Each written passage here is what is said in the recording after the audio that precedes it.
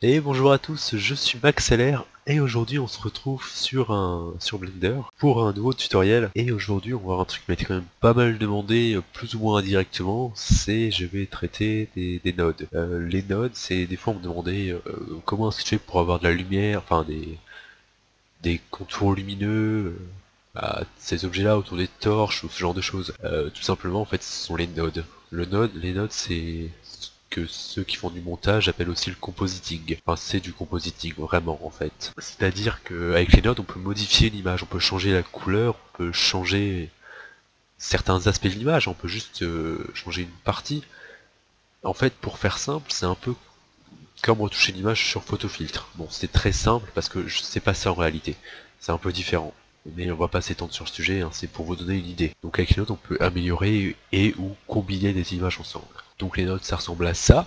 Là, je vous incruste sur l'écran une jolie image des nodes que j'ai utilisées pour l'image.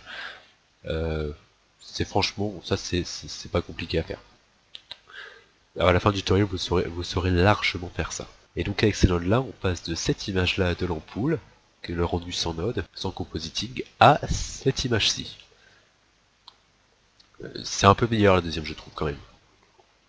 D'ailleurs pour ceux qui me suivent sur Twitter, j'ai publié ces images un petit peu avant, pour vous donner une petite idée de ce qu'on allait faire dans le tuto. Et justement pendant le tuto, c'est ce qu'on va faire ici. On va tenter de refaire l'image, on va pas la faire aussi bien parce que j'ai pas autant de temps à consacrer à un tutoriel que je consacre à mes notes normalement, parce que sinon vous en auriez marre. On tâtonne sur les notes, c'est-à-dire on fait les petits réglages, on regarde comment ça change, tout ça. Là, je vais montrer quelques nodes et on va faire les liaisons simples. On va faire un truc simple sur le tutoriel pour vous introduire aux nodes. Faire une petite introduction simplement. Faut savoir qu'il y a trois types de nodes. Alors si on change vite fait notre interface, c'est qu'on va ouvrir les nodes. Donc les nodes ici comme ça.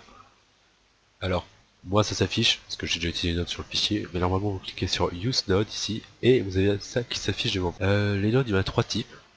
Ici on a deux types, c'est-à-dire qu'ici on a l'input, c'est-à-dire ce qu'on va rentrer dans le système, tout simplement. L'input, voilà, ce qu'on fait rentrer dans le système, donc ici c'est l'image qu'on va rendre. Il y a différents types d'input, hein. De toute façon ils sont classés ici. On peut rentrer un rendu d'un certain layer, une image, une vidéo, un masque, une valeur, enfin tout plein de trucs. On a l'output qui est ici, c'est ce qu'on va sortir de Blender, ce qu'on va rendre, le fichier qu'on va obtenir à la fin. On a ces différents types d'output, hein.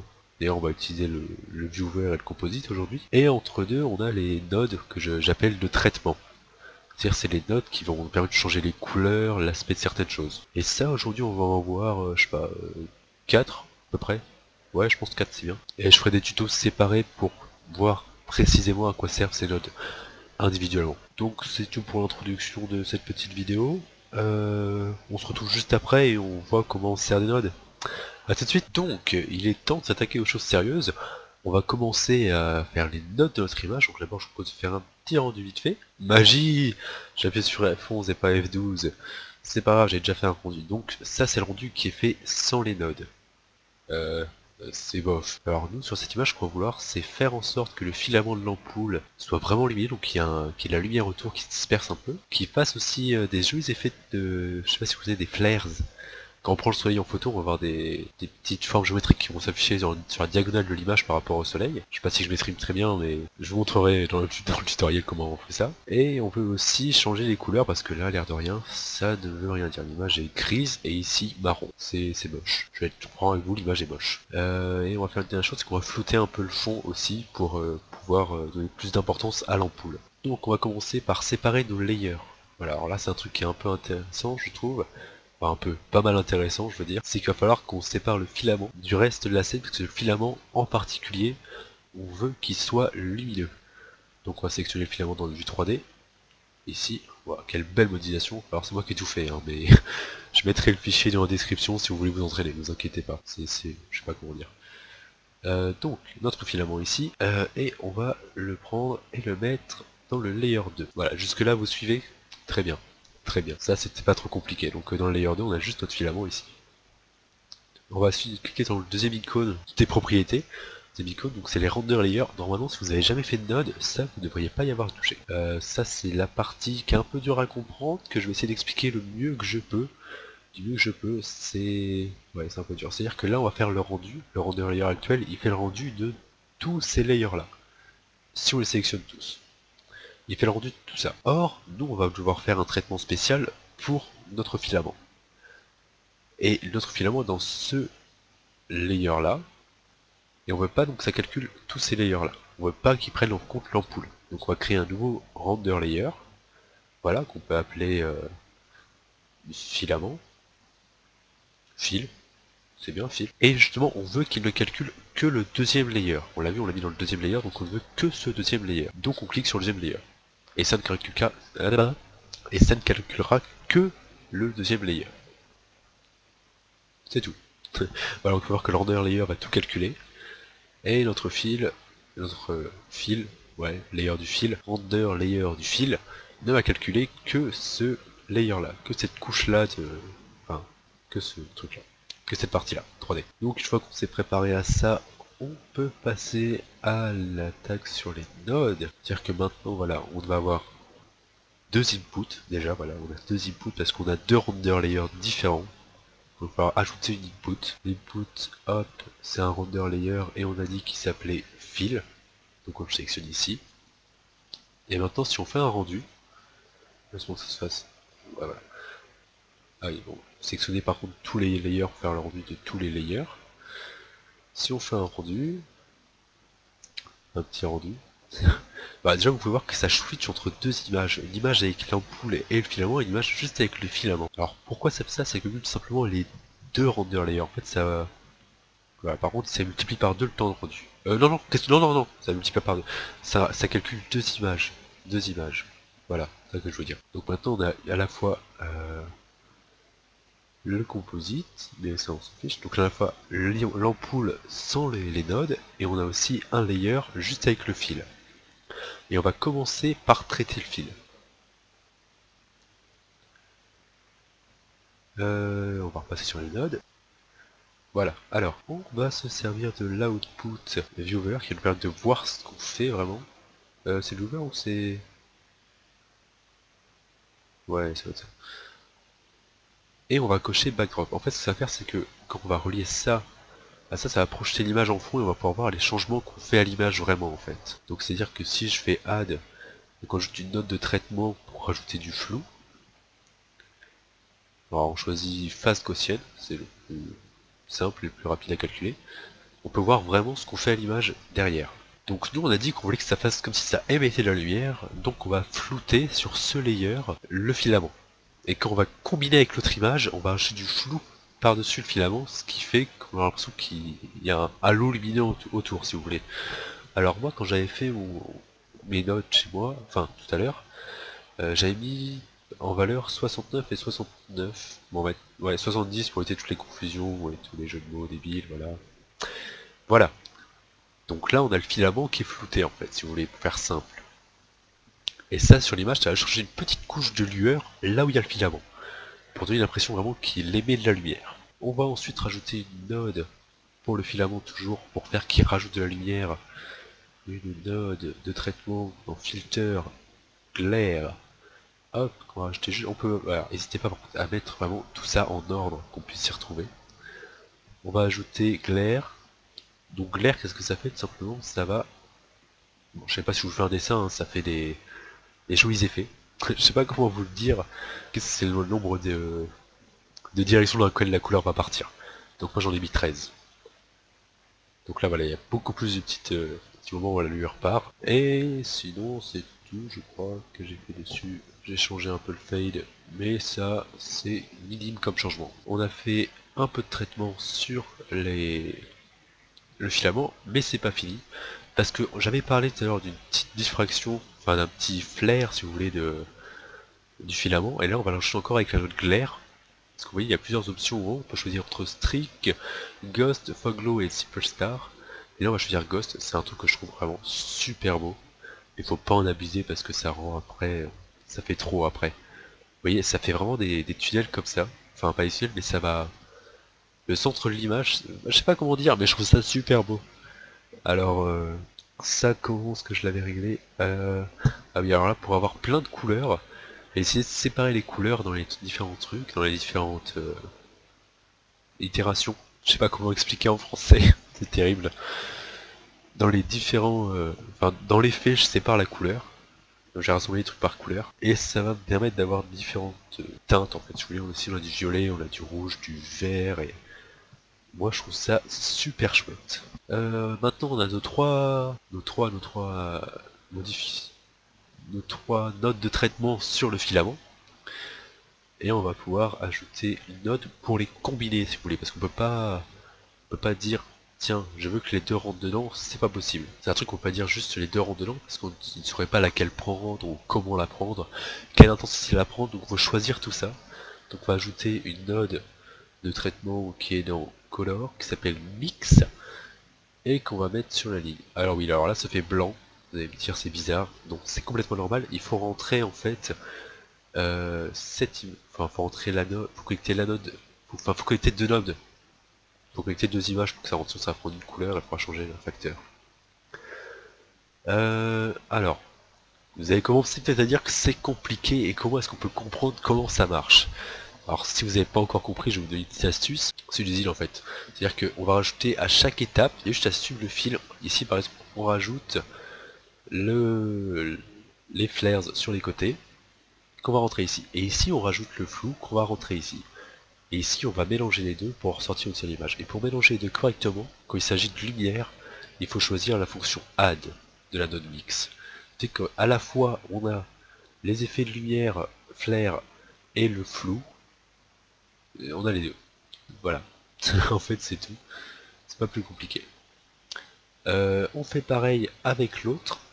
C'est-à-dire que ici on va relier la sortie du mix ici et la sortie du glare pour les streaks qu'on va relier ici. Et voilà. Et maintenant on a aussi nos petits streaks. Donc là on a notre filament qui est plutôt prêt. Alors moi sur ce que j'avais fait, j'avais rajouté un traitement au niveau de la couleur. On va le faire un peu sur les ghosts parce que c'est intéressant. Le reste, bon on verra après comment ça rend. Comme je vous ai dit, on fera pas l'image comme je l'ai montré au début de la vidéo, ça prend beaucoup trop de temps je pense. Donc on va ajouter une node dans couleur qui s'appelle RGB Curve, qui est vraiment super utile. Ça nous permet de modifier les couleurs mais avec une simplicité déconcertante. Ouais bon je parle un peu bizarre mais qu'est-ce que vous voulez. Alors aussi on peut modifier le contraste. Ah non c'est pas le contraste, c'est la luminosité ça. C'est un mix entre le contraste et la luminosité, je sais pas comment expliquer. On peut modifier la valeur de rouge, de vert et de bleu. Donc moi sur celle-là j'avais juste augmenté ça. Ce qui fait que regardez, ça passe dans la node Ghost pour les flares et ça va modifier juste la valeur des flares. Donc là c'est peut-être un peu trop. On va mettre ça à peu près ici je pense. Peut-être un peu plus. Voilà. Donc là on a notre filament qui est plutôt chouette. Voilà. Et il va falloir l'ajouter à l'image. Alors là c'est la même méthode. C'est-à-dire qu'il va falloir ajouter une node pour mixer les deux. Donc on va faire juste, pour dupliquer, je sais pas si vous connaissez, mais on fait Shift D, et on duplique la node. Et on la place par exemple sur la ligne ici, et on peut relier le rendu du filament au rendu de la lampe. Et on voit pas parce qu'on n'a pas relié le viewer, qu'il faut relier ici maintenant, parce qu'on va voir ce qui se passe ici. Donc maintenant voilà, on a notre filament qui a vraiment un effet sympa, même si c'est peut-être pas l'effet que j'avais fait la dernière fois. C'est un effet qui est bien chouette, c'est-à-dire que maintenant il va vraiment émettre la lumière si vous voulez. Mais par contre le problème, c'est que les couleurs de l'image ne sont pas terribles. Et là, il va falloir changer ça. Voilà, je parle comme si j'animais un dessin animé pour les enfants, c'est terrible. Vous êtes grand, ne vous inquiétez pas. Donc là c'est pareil, il va encore falloir changer les couleurs de l'image. On va donner ça une teinte un peu plus jaune pour une ambiance un peu sordide, un peu pourrie, vous voyez. Parce que c'est l'idée que je voulais avoir, c'est l'idée que j'avais en faisant cette image. Donc on va dans Color, on va RGB Curve qu'on va placer sur la ligne. Alors si vous n'arrivez pas à placer sur la ligne, vous pouvez toujours relier les points, comme ça marche. Ça marche.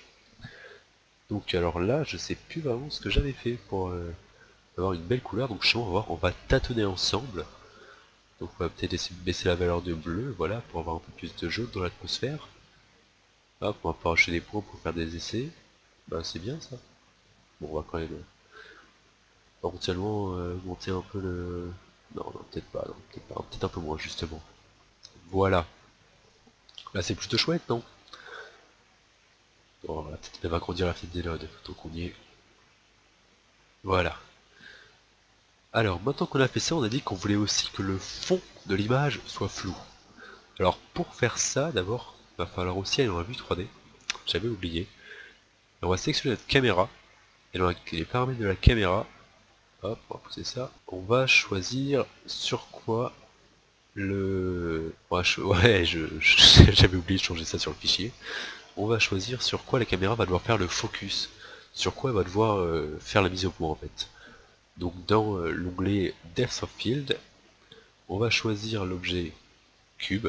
Alors le cube c'est le filament que j'ai pas renommé, je suis désolé, j'ai oublié entre temps. Donc c'est à dire que maintenant la caméra fait le focus automatiquement sur l'objet qui est le filament. Et autrement dit, on va pouvoir mettre ça sur les nodes. On va pouvoir ajouter une node de traitement pour le flou le flou de mise au point si vous voulez. Et cette node s'appelle le défocus, voilà c'est là. Et celle-là on la rajoute en dernier. Pourquoi? Parce que c'est après le traitement des couleurs. Non, il n'y a pas de raison en fait. Mais dans ce cas-là, il n'y a pas vraiment de raison de le mettre en dernier. Mais je sais, je le mets en dernier chez Renault. Parce que c'est la dernière chose qu'on fait, la mise au point c'est... Voilà, ça craint un peu mes explications. Donc, alors ensuite, vous voyez que sur cette node-là, il y a aussi une input pour la valeur Z. Alors Z, qu'est-ce que c'est? La profondeur de l'image. Et vu qu'on fait la mise au point, on a besoin de la connaître, cette profondeur. Autrement dit, on va relier Z ici au Z de l'image ici. Hein. Vous voyez, il y a une petite valeur Z ici aussi. Et là, voilà, ça a tout fait flou. C'est pas ce qu'on veut. Nous, ce qu'on veut, c'est qu'on fasse flou selon le filament. Autrement dit, on va cocher le Z-buffer. Z-buffer, en fait, c'est ce qu'on a rentré dans les options de la caméra. C'est-à-dire que c'est... Il va calculer ça en fonction des options de la caméra. Et là, c'est tout net. Et on se dit, mais ça marche pas, c'est trop nul. Alors justement, alors la valeur qui est ici, f-stop, c'est-à-dire que si on est à 128, c'est-à-dire que tout est parfaitement net. Si on est à 0, tout est parfaitement flou en fait. C'est la distance... Non, pas exactement, c'est la sensibilité si vous voulez. C'est-à-dire qu'à 128, tout sera net, et à 0, tout sera flou. Voilà. C'est ma façon d'expliquer les choses. Donc on met ça à 40, on va tâtonner un peu, vu que les murs sont proches, il va falloir s'approcher des valeurs plus petites, pour avoir une sensibilité un peu plus élevée si vous voulez par rapport à la distance. Ah, peut-être encore un petit peu.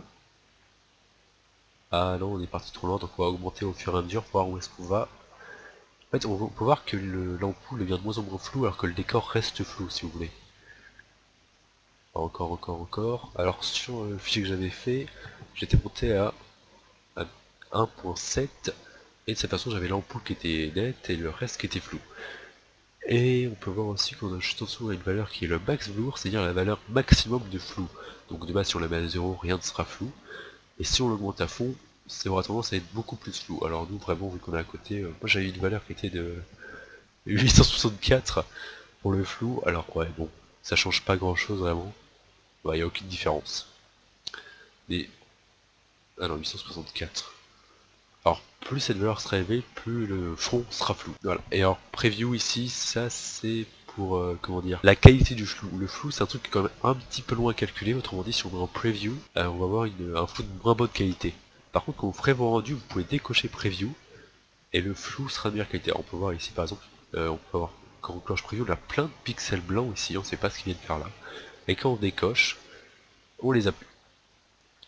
Donc on va décocher preview. Si j'ai un PC assez puissant pour le supporter. Et bah en fait c'est à peu près tout maintenant, hein. On a fini de faire les nodes. C'était pas si dur que ça, vous voyez. Donc maintenant ce qu'il va falloir faire, c'est qu'il va falloir relier la dernière node au composite. Le composite c'est la node qui va... Oula. C'est la node qui va sortir pour en faire le rendu. Donc si on fait F12, ça va faire d'abord le rendu de l'image et du filament, si j'ai pas... Je crois que j'ai oublié de cocher le layer. Non, c'est bon, t'es coché. Donc ça va vous faire le rendu de l'image et du filament séparément. Ça va traiter les deux séparément. Et on va se retrouver avec une image qui va être chouette. Avec l'image combinée du filament amélioré et de l'ampoule améliorée. Une image qui finalement va être chouette si vous voulez. Qui va être passer sur la table du compositing. Et une fois que vous aurez appris à faire ça, vous verrez que ça rend vraiment les animations, ça donne vraiment un plus aux animations et aux images qu'on fait. Ça va donner plus de caractère, plus d'esthétique même simplement. Donc voilà, on se retrouve avec cette magnifique image là au lieu de celle-là. C'est vrai que quand on regarde comme ça, on se dit que c'est... Enfin moi je me dis que c'est vraiment pas mal. C'est vraiment un truc qui est... un outil qui est indispensable au final pour la 3D. Donc je pense que c'est tout pour ce tutoriel. On a bien travaillé sur les nodes aujourd'hui. Je prévois de faire d'autres tutoriaux sur les nodes séparément. On verra toutes les options, par exemple le truc clair, ou on verra des options sur plein de nodes. On verra comment on s'en sert correctement. On verra d'autres nouvelles modes, pas modes, des nodes. Et je pense que c'est tout.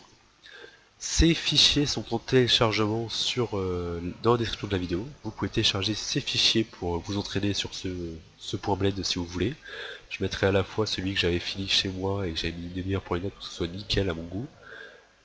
J'ai dit à les gens qui se connectent sur Steam, j'aurais dû désactiver, bon c'est pas grave. Et je pense que c'est tout, hein, pour vous entraîner chez vous et faire plaisir. Donc je vous propose de vous abonner à ma chaîne pour plus de tutoriaux, de laisser vos idées de tutoriaux, des choses que vous voulez savoir sur Blender dans la description. Je fais des gestes avec mes bras pendant que je parle parce que je ne suis pas en vidéo, je ne sais pas. Et je vous dis à la prochaine. Et s'il y a beaucoup de questions par rapport à un truc que j'ai mal expliqué dans le tutoriel, je ferai une vidéo complémentaire à laquelle je répondrai à ces questions là. Au revoir.